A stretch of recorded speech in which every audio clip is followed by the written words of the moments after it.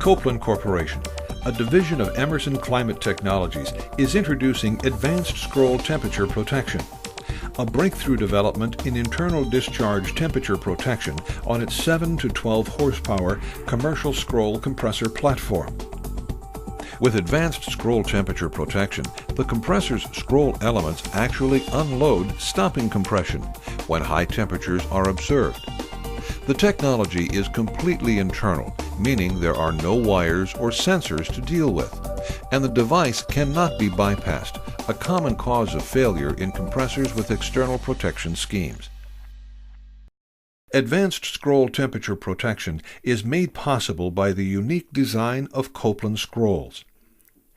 In normal operation, compression forces try to push the upper and lower scroll elements apart. Copeland scrolls use a pressurized cavity on top of the upper scroll in order to provide just the right amount of hold-down force to keep the scrolls together. In compressors with advanced scroll temperature protection, a bypass hole has been added between this cavity and the suction side of the compressor. A bimetal snap-acting thermal disc blocks this opening, similar to a valve. When this disc senses excessive temperature, it snaps open and allows the pressure in the cavity to escape to the suction side of the compressor. As the cavity pressure drops, the hold-down force on the upper scroll is eliminated, allowing the scrolls to separate.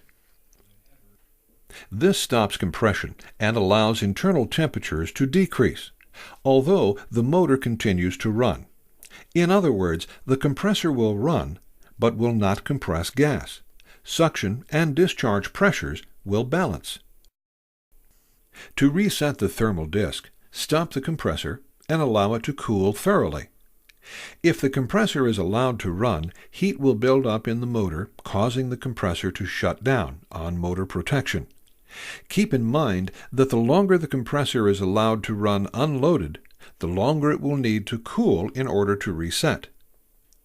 If you find a compressor that is running but not pumping, it is likely that advanced scroll temperature protection has activated. Do not assume the compressor has failed. Turn off the compressor and allow it to cool thoroughly, which may take a half to 2 hours. Then restart the compressor and verify that it is operating normally. In this example, watch as the internal temperature reaches 275 degrees Fahrenheit. The bimetal disc will snap open and the compressor will unload.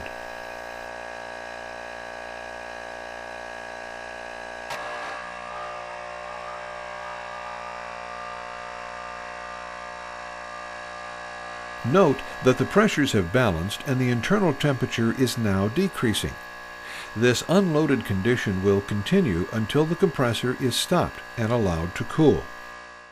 Because it is internal, automatic, and cannot be bypassed, advanced scroll temperature protection will prevent compressor overheat failures that are often the result of system malfunctions, low suction pressures, or misapplied temperature protection systems. Remember, a compressor that is running but not pumping suggests a protected compressor, not a failed one. Look for the Advanced Scroll Temperature Protection label to determine if the system you're servicing has this internal protection technology. For more details, visit us on the web